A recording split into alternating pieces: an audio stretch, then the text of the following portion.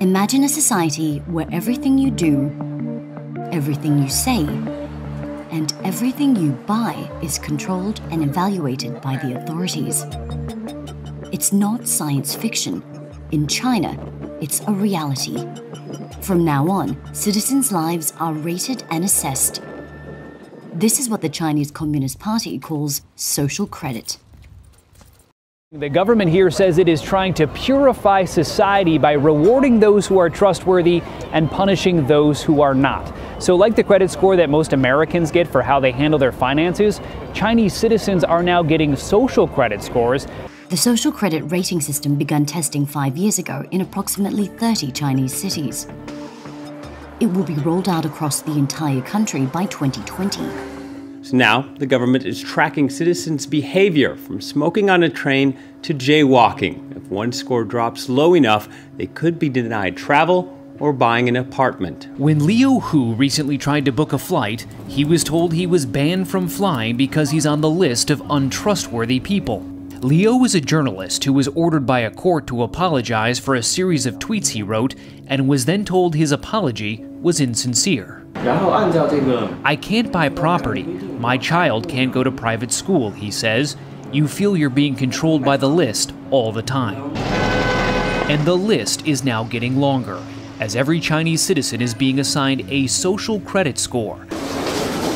Nearly 15 million people have already been prevented from traveling. The process made possible thanks to the collection of masses of data in all areas of its citizens' private and public life, and it is set to be implemented nationally in 2020.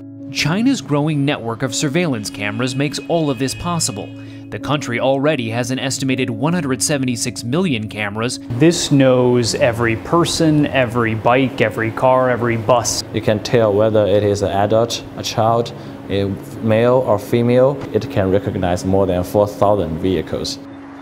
For China's population, already scrutinized by the country's 117 million surveillance cameras, the social credit system only signals a further decline in freedom. How far into people's daily mundane activities does this go? Well, I think that the government and the people running the plan would like it to go as deeply as possible to determine how to allocate benefits and also how to impact and shape their behavior. In this building, the officials of Rongcheng assign a rating to its inhabitants. We were able to sneak inside and film discreetly for a few minutes. Here, the agents collect data provided by the police, courts, and tax office. Each resident is then given a rating from the letter D for not-so-good citizens to AAA for the best. This also applies to companies. In several big cities in China, including here in Shanghai, the government is even tracking jaywalkers. Cameras record them going through intersections, zero in on their face, and then publicly shame them on nearby video screens. Police in Beijing have been wearing these glasses that can recognize faces linked to the government's national database to help boost arrests. How advanced is this technology? This is cutting edge. Wu Fei is CEO of a company that makes the glasses. He claims he doesn't know how the government intends to use his technology. I have no idea. Really? Yes. Do you trust the government the way they're using your technology? Sorry, I can't answer this. You can't answer that. This is outside our scope of questions. China plans to launch a digital mass surveillance systems are stirring concerns of privacy and government accountability across the globe. He says how the new scoring system truly works is kept secret and could be easily abused by the government.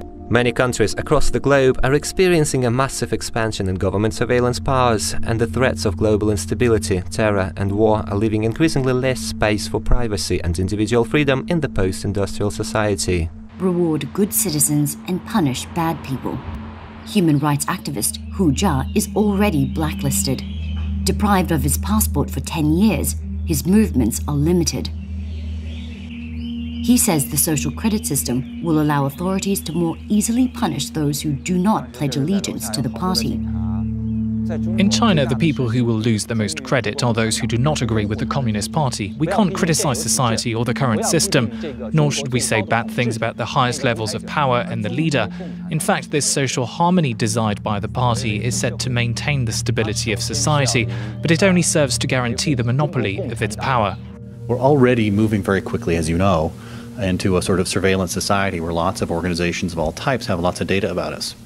If we unify it all around one identity system, that hurdles us far faster and far further into a surveillance society.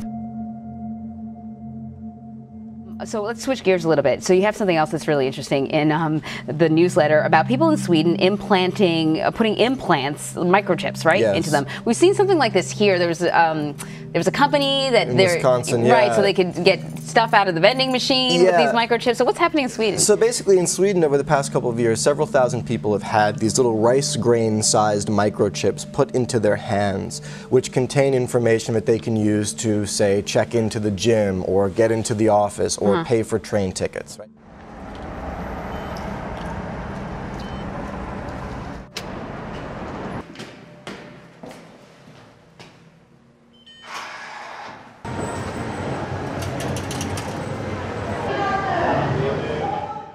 On the one hand, everyone can appreciate that that's convenient, right? How many times have you been looking for your key fob at the gym or can't remember your password for something? But I think the bigger question here is, look, as the human body itself becomes a technological platform, right, there are big questions we need to consider about what kind of information is put out about us, from us, quite literally, and also further down the line, what kind of access do other people or platforms have to that information that is inside us, right? This is a biotech question, this kind of blurring of the lines between the human body and tech. I mean, it's one thing if you're holding your smartphone and it's sort of emitting data about you. It's another thing if your own hand is doing the same thing.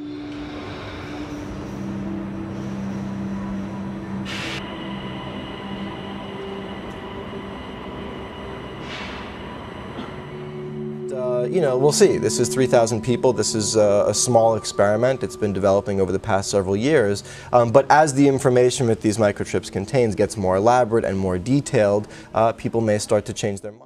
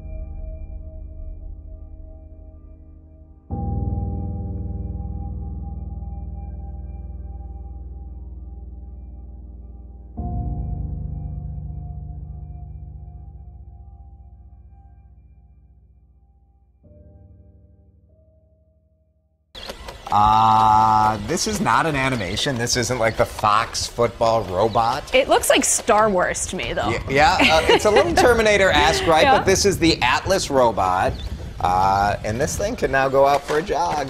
Look at that backflip. I mean, you've got to be in pretty good shape if you want to outrun that thing or outflip it.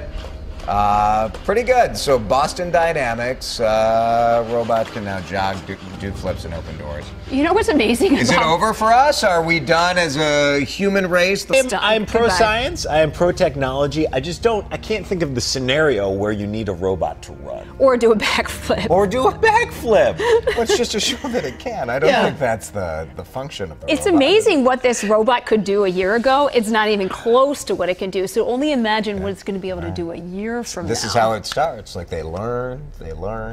We want robots. They'll take care of our kids someday. Now, if that is a possibility for us, the robot nanny. The robot nanny. I'm all in. New at 6, another futuristic innovation may be taking shape in a secret Silicon Valley site.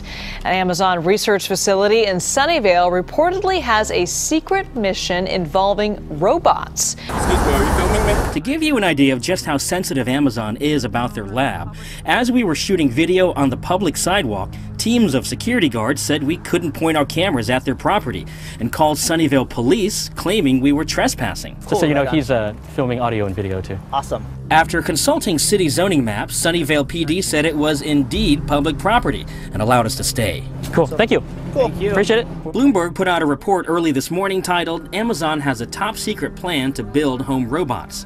Citing unnamed sources, they say the project has been dubbed Vesta, after the Roman goddess of hearth, home, and family. There are a lot of unknowns. Will it talk?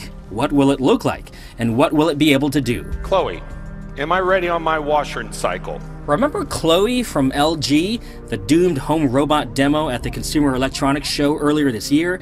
It went silent in front of a huge crowd. Chloe, what's for dinner tonight? It's a glaring example of how the technology is still in its early days. We're becoming aware of how much data we give away without even realizing it. Our habits online can say a lot about our personalities, but when we're out and about, what does our behaviour in the real world say about us?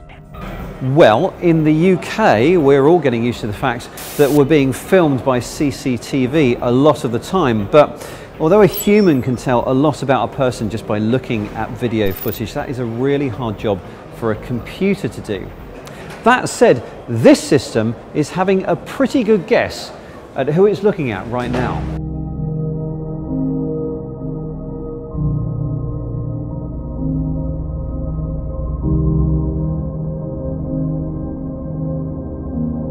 This kind of profiling of humans by computer systems has many uses, from this kind of anonymized retail analysis to other areas that might say more about us as people.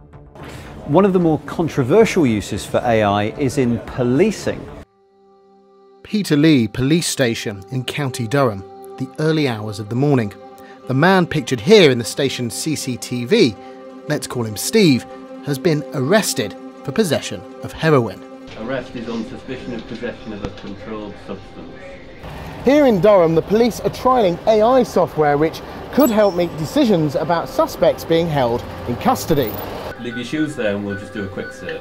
After Steve's been processed, the custody sergeant will enter his details into a system called the Harm Assessment Risk Tool, or HART for short. It's an artificial intelligence tool designed to help custody sergeants make decisions about what to do with a suspect. And this allows us to target the people in terms of our interventions that we've developed to make sure that they don't commit crime in the future. Everybody that I've spoken to who works with the HART project is very keen to stress that the information that it provides is advisory only and that a human custody sergeant makes all final decisions.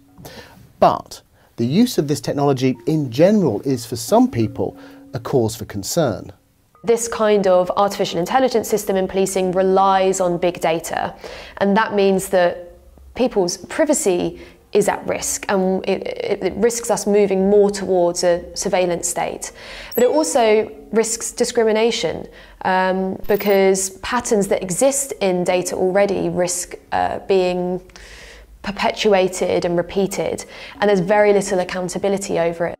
And it's this data that privacy campaigners find troubling. Experience data profiles individuals based on their postcode, their household, and even down to an individual level.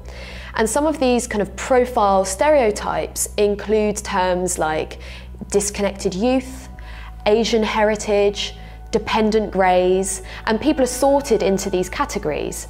Now, that's bad enough. When that kind of profiling is being used to make decisions about freedom and justice in the UK, I think we really need to just put the brakes on and say, why are we doing this? It's been revealed that the US National Security Agency collected over 500 million phone records of US citizens last year. That's over triple the number of 2016. And that is despite a new law limiting the spy agency's powers. The US Freedom Act bans the bulk collection of phone records and internet metadata, whilst also limiting government data collection to what is, quote, reasonably practicable. It does, however, permit the gathering of phone and text logs when a link to terrorism is proven. The recent increase in records collected comes in stark contrast to the concerns expressed last year by President Donald Trump. I think that is a very big surveillance of our citizens. I think that's a very big topic, and it's a topic that should be #1, and we should find out what the hell is going on.